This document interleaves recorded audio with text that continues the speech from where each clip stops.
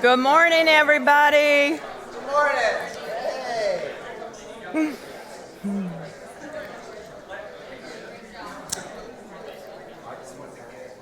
I want to start out by being transparent and honest about something that maybe some of us in here feel sometimes. When I came here this morning at 7:30, this sweater was a good idea. But it's the time of year where this sweater's no longer a good idea. So, yes, I need a wardrobe change. Yeah. So if I'm just like sweating, it's okay. All right, so this week we're starting a new sermon series, and I did start off with something silly, but we can't talk about anything silly much because there's a lot for me to talk about this morning. This one's a doozy, and so we're going to jump right in there. This new sermon series is called The 7 Heavenly Virtues. We've all heard about the 7 deadly sins, right? I mean, even if you didn't grow up in a church culture, you probably saw that super haunting, like 90s movie, 7. If you haven't, don't watch it. I mean, it's Brad Pitt, but still, I wouldn't do it.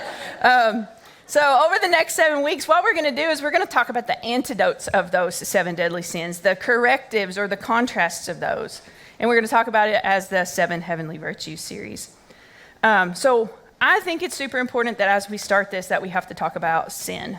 And to be honest with you, this is very vulnerable for me because you all know that I stand up here every week before you and I lead with a lot of spiritual trauma in my life. And so I want to acknowledge that the mention of sin for some of you, like it is for me, probably feels like a trigger. And that's how it feels for me. So I'm just going to ask you today to trust me. Trust that I understand what you feel because I'm feeling it too. And let's be a little bit brave together and talk about sin for a minute. I think one of the reasons that this sin thing feels so binding for us still, maybe, is because I think a lot of us have gone through this process, like the word, right, is deconstruction. A lot of us have gone through this process of like peeling away the things that maybe we were taught or some old ideas that just don't sit right with us or we've learned beyond those, right? And we've just deconstructed that. And we're starting to like rebuild onto this faith system that we have in some more healthy and with more truth, maybe. And one of the things that happens when we do that is that we don't talk about sin. Because a lot of us came from a place where I feel like sin is like this 2 extremes, right? You either come from a place where it's like hell, fire, brimstone, sin, or a place that's like, we're just not going to talk about that, right? I don't think that's very healthy for us. I think that we need to talk about sin. We need to replace some of those ideals. And so this series is going to do that, I think, for us. So let's be brave for a few minutes. I'm going to start with some cringe-worthy phrases about sin, okay? And then we're not going to talk about them, but we're going to come back to them in a few minutes after we kind of talk about what is sin, right? First, I'm just a sinner saved by grace, okay? Just hold on to these like you haven't, like they're not haunting you right this minute. We're all sinners.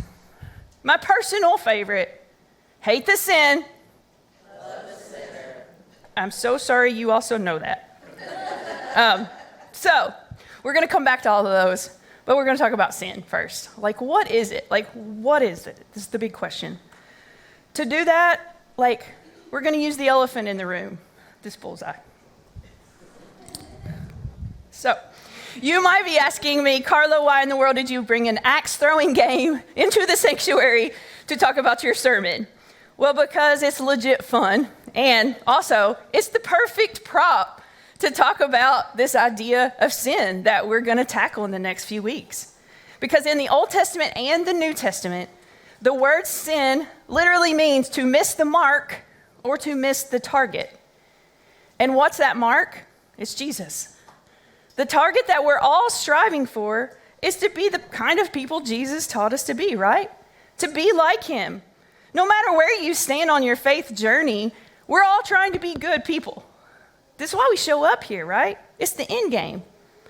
So we're trying to be the kind of people in this world that Jesus taught us to be. And he said, be like me as I am like God. And we know the Bible is very clear. God is love. This is our bullseye. So when we miss the target of living like Jesus taught us to, of being love to everyone we meet, that's sin. But I don't want us to get that word confused with this idea of where our soul spends eternity. That's not what we're talking about. This missing the mark has nothing to do if you're going to the good place or the bad place. That's another topic for another sermon series. And these 7 deadly sins that we're learning to contrast, they're not about heaven or hell. They're about here and now. Your life here and now. So, let's talk about this axe throwing thing, all right? We're going to see if I can hit the target. I do have to confess that in the first service, I hit the bullseye the first time. It was a fluke. Oh, not bad. Okay, now, this is the part y'all are going to love. I need you to distract me while I try to throw this. Okay, ready? Okay, ready? One more time. Okay. That wasn't on purpose. I really tried. Okay. So I know that was all silly, but all right. Here's the thing. I want to tell you about the first time I did this. Because I can tell you exactly what I was feeling when you were distracting me and I wasn't throwing that. It was fear. Because the first time I played this game, I think Jackie was right beside me. We are in a doctorate program together. We had an intensive in May where we're in class for 12 hours a day. And they had one of these for our breaks. And I was the first person to try it because it looked fun, right?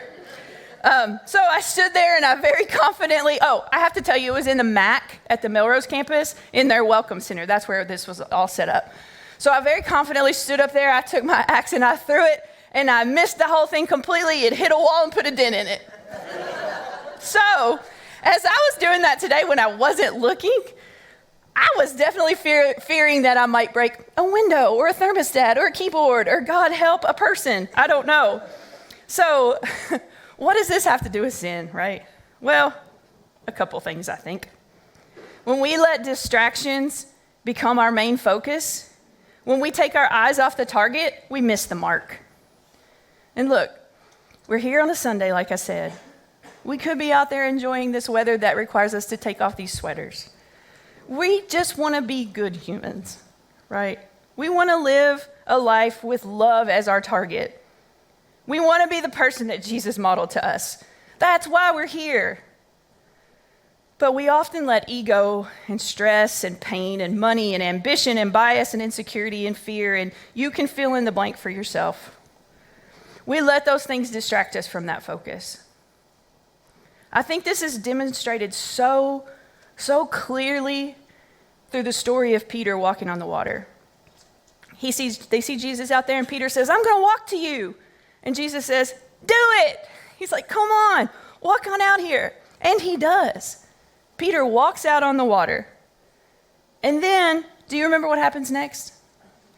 Matthew 14 literally says, he saw the wind and he was afraid. And that's when he began to sink. Peter let fear distract him. And he had like the literal Jesus as his target. And the fear distracted him. And Jesus looks at him and says, oh, you of little faith, why did you doubt? Now that word faith, that is certainty. He's like, oh, you were so certain you could do this. It was your idea. Why did you doubt? I've always thought like that this was Peter doubting Jesus, saying like in some way, and Jesus is like, oh, like kind of like a slap on the hand, like, why are you doubting me? You have little faith. But I don't think that was it at all. I think Jesus is saying, Peter, why did you doubt yourself? Why did you become uncertain? You were already doing it.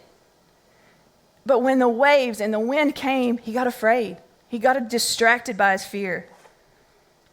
So I think this is the question for us today.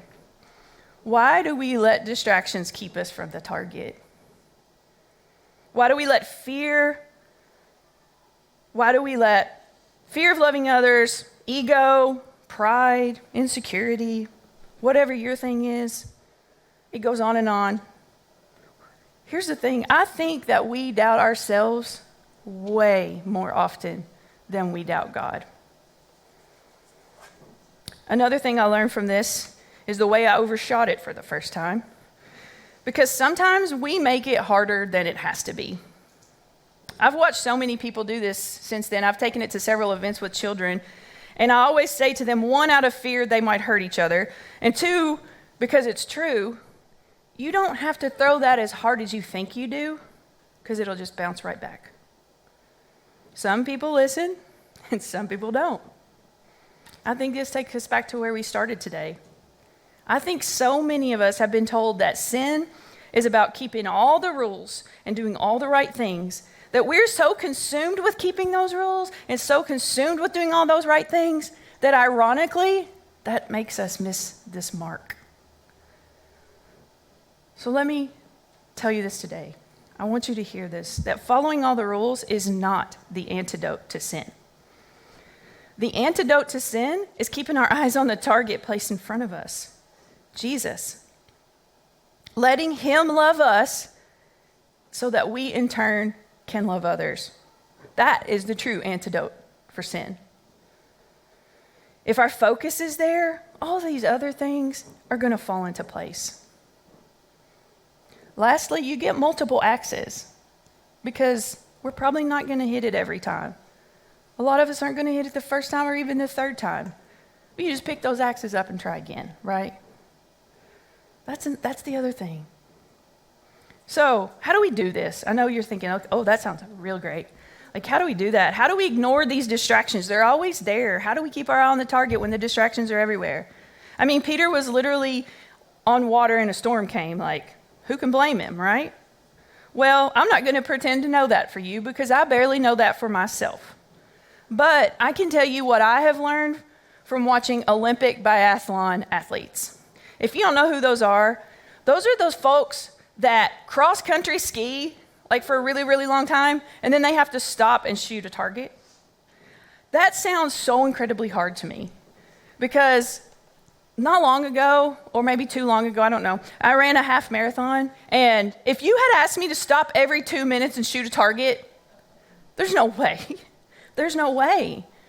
But what these people have learned to do is that they have to, in that short amount of time, when they stop skiing and they get to that place, they take that gun off their back. In that short time, they have to slow their breathing, rest their heart, look, everything else has to fall away, and the only thing there is the target.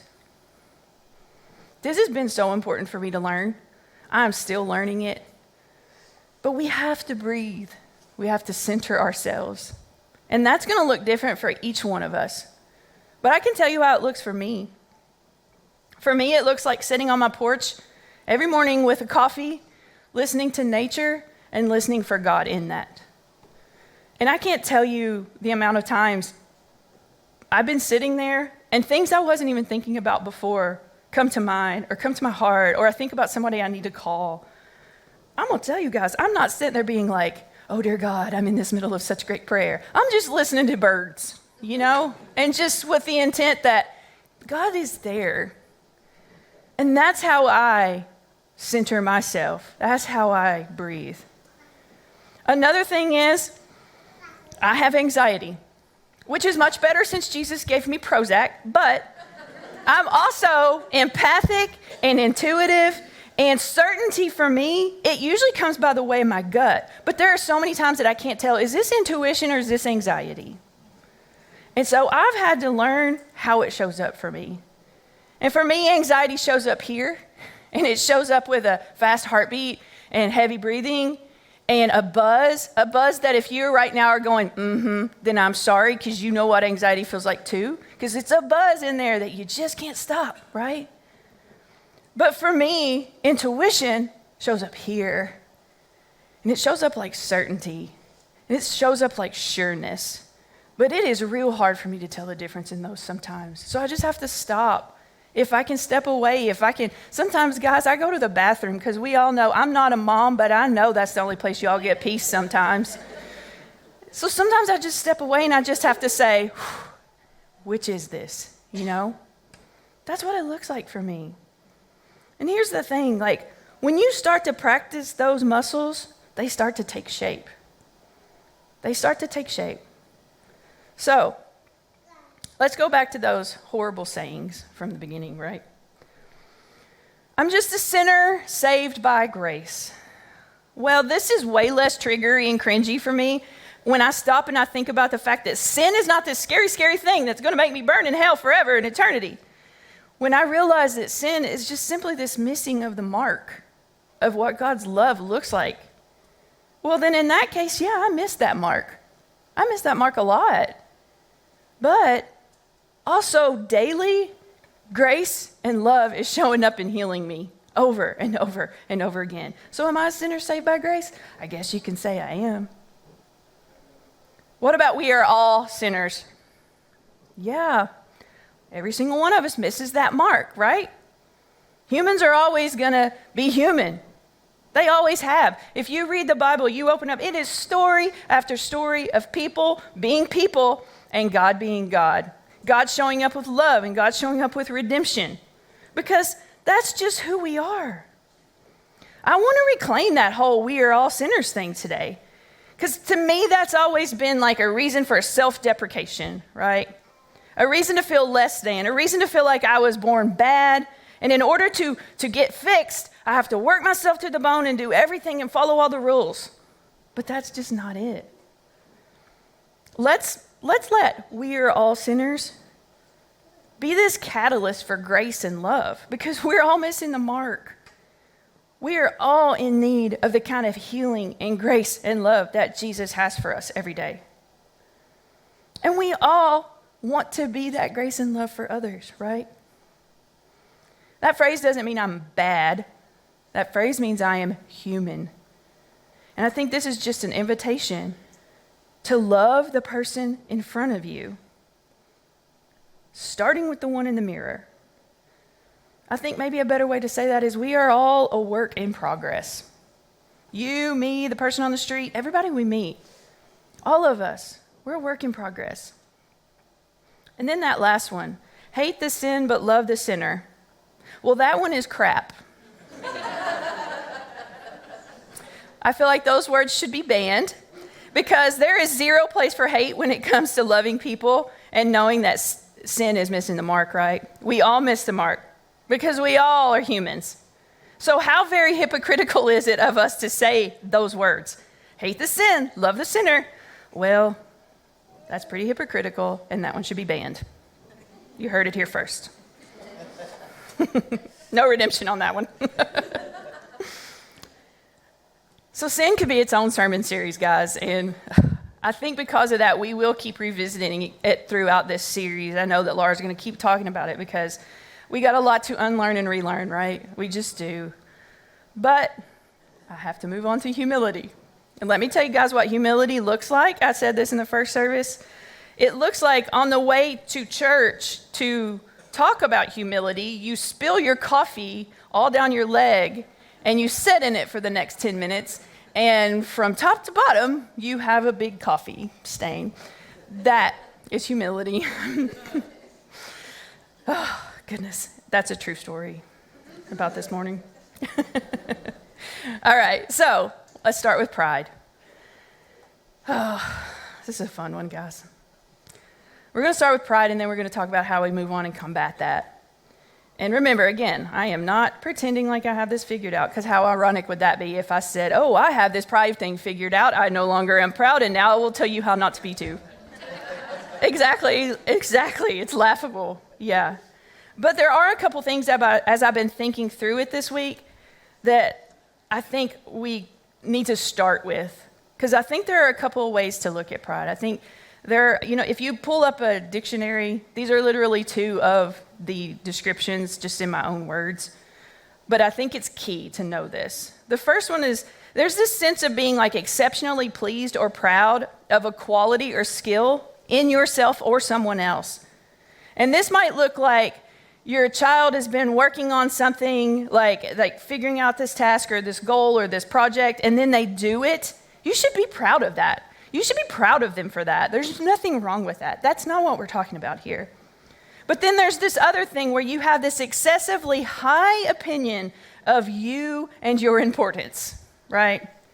And I think the key word there is high, because we're placing ourselves in a position that we believe is above others. How ironic that I'm on a stage. I just thought of that. Sorry, I should have stood down there. Or maybe back there. That latter one is what we're talking about with a sense of pride, right? This idea that I am better than or I'm above someone else, that sets me up to miss the mark every time. And it brings us to our scripture for today. This is Philippians 2, verses 5 through 11. And this is known as the Christ hymn.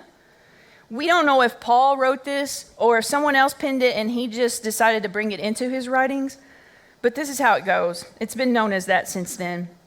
It starts in verse 5, and he sets us up for this hymn. He said, "In your relationships with one another, have the same mindset as Christ." And then he says the hymn, "Who being in very nature God, did not consider equality with God something to be used to his own advantage. Rather, he made himself nothing, but nothing." Woo! I'm just staying so humble. He made himself nothing by taking the very nature of a servant, being made in human likeness, and being found in appearance as a man. He humbled himself by becoming obedient to death, even death on a cross. Therefore, God exalted him to the highest place and gave him the name that is above every name, that at the name of Jesus, every knee should bow in heaven and on earth and under the earth, and every tongue acknowledge that Jesus is Lord, to the glory of God the Father. There's so much in that hymn. But again, for the sake of time and the children's volunteers downstairs, I will just hone in on a couple of things that are relevant for us today. If there's ever someone who has the right to think of themselves higher or above, it was Jesus, right? The hymn says he is the very nature of God. You want to know who God is? Look at the life of Jesus. He is God's nature. If there's an ideal out there or something that you've been told that you need to believe about God, and it doesn't line up to how Jesus lived Jesus' life, then it's not God. But Jesus didn't use that equality with God as something to take advantage of. Instead, he took on this role of a human servant. The hymn says that he humbled himself. And that translation is literally to become low. So if this sin of pride we're talking about means that we make ourselves exceptionally high, we have a high of opinion of ourselves, that's the opposite of Jesus, right? Like it says, Jesus being equal to God, humbled or brought himself low to live among humans like us. We see him doing these things like washing feet. He washes the feet of his disciples, right? You would never see a God doing that. That's below God. But he washes feet. He serves. He lets little dirty children sit in his lap. But we find Jesus doing these things all the time. Jesus didn't even own a home. He was basically a couch surfer. That is not the behavior of a God. However, he was God. When we talk about this sin of pride, I do want to make sure that we know we are not talking about having confidence in ourselves. You should be pleased with your accomplishments. Avoiding pride in my past was often equated to self-deprecation. This feeling that I can't be good at that because I'll have pride. And if I am good at that, I definitely can't act like I'm good at that, right? And we know that's just not truth either. There's nothing wrong with being proud of yourself, your accomplishments. We've worked hard to be who we are, right? I've worked really hard to get here. I'm pretty proud of that. You should be too. But there comes to that place where you cross that line that says, I've worked really hard to get there, and that makes me better than you because you're not there yet. When you cross that line that says, and I'm better than, that's where you hit it. When Paul introduces this hymn in verse 5, he says, in your relationships with one another, have the same mindset as Christ. And I think that's our clue, that having humility, this one that Jesus modeled, it shows up in our relationships. correcting these deadly sins, this deadly sin of pride, it's all about how we treat our neighbor. But it's not just about how we treat someone, right? Because we all know Southern hospitality. Sometimes people can be really, really nice, do all the nice things, say all the right words, and have hate in your heart, right? Our patterns of thinking, they affect our patterns of living. I'll say that one again for me. Our patterns of thinking affect our patterns of living. This antidote to pride is humility. So what does it look like? Well, for Jesus in today's hymn, it was clear. It meant bringing himself low. Not because he's not good, and not because we're not good, and not because we're not worthy, but it's because you are good, and you are worthy. You are beloved by a God who can create the cosmos, and so is every other person you meet. Our patterns of thinking have to start with, I am not better than they are. They are loved by God just as much as I am. If someone popped in your head right now because they did mine, they are loved by God just as much as I am. Man, it's hard to say, right? But remember, this is not about belittling ourselves. It's about knowing that each human being is loved by God the same that we are. Guys, this is hard work, but it's good work. Because let me tell you, not everybody can tackle humility. I truly believe that the main reason that we struggle with pride so much in our world, personally, out there, all of it, is because it is so hard to admit you are wrong. Look, I used to be a pretty good conservative evangelical girl. I was a product of my environment and I wore it. And I'm going to tell you, my stance on lots of theological, social, every kind of issue you can think of, it was wrong. My stance was just wrong. And as I've grown and learned and I've begun to come to a fuller understanding, not to have, I don't think there's ever an end to understanding Jesus' love. But as I've become to a place where I fully, am getting a little bit closer there, I've had to admit I was wrong many times. And you know what? That just hurts the ego. But again, the more we work that muscle, the easier it gets. At this point, I can tell you today how I stand on many issues and many theological points and all of those things. But I say, ask me again in 6 months or ask me again in a year because I might be wrong today. I'm still learning. I'm still working this out. I'm still working to fully understand what it means to let Jesus love me exactly for who I am. So, we're all on this journey. We're all doing the best we can, right? I'm going to end with a few things that are kind of practical ways, I would say, I hope anyway. Because like I said, this is hard. It's hard work, but it's good work. I think the first one is authenticity. I think this is the starting place for the whole process. We have to be genuine because false humility is a real thing, right? The good news is that if we focus on our target and our patterns of thinking are aimed there, authenticity becomes a byproduct.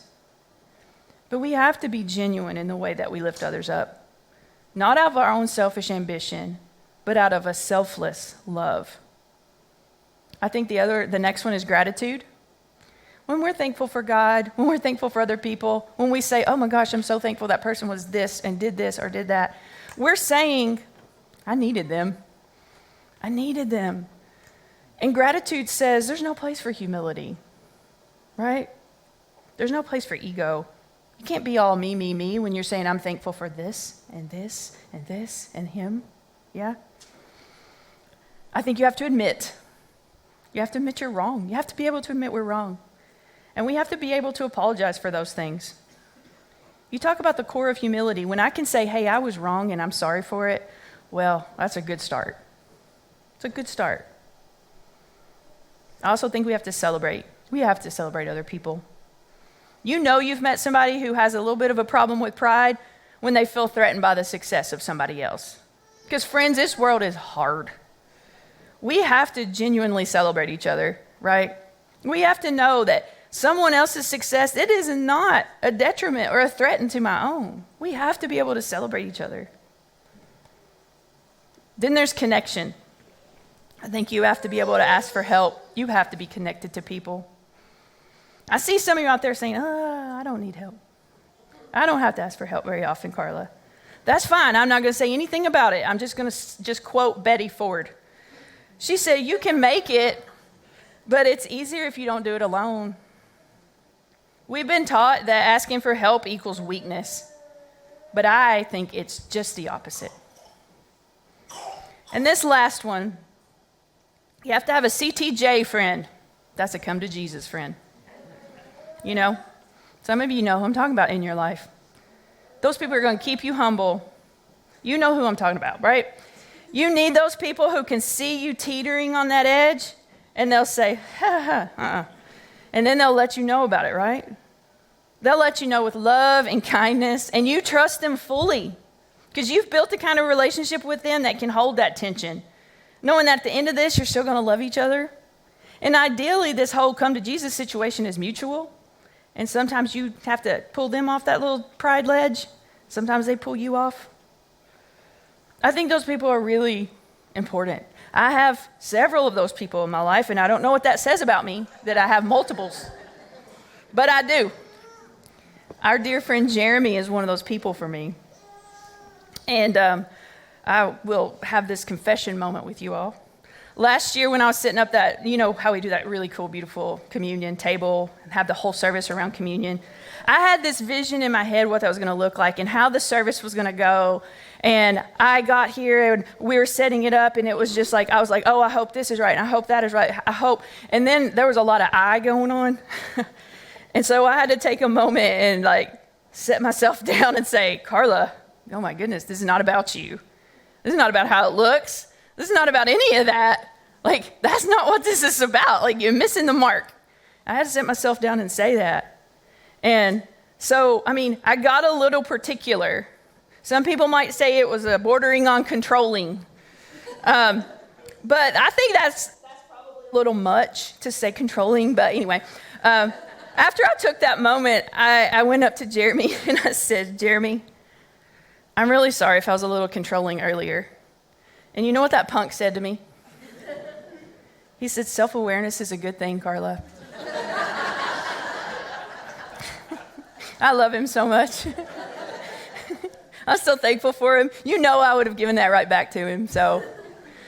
But you know, we have to have those people in our lives. We have to.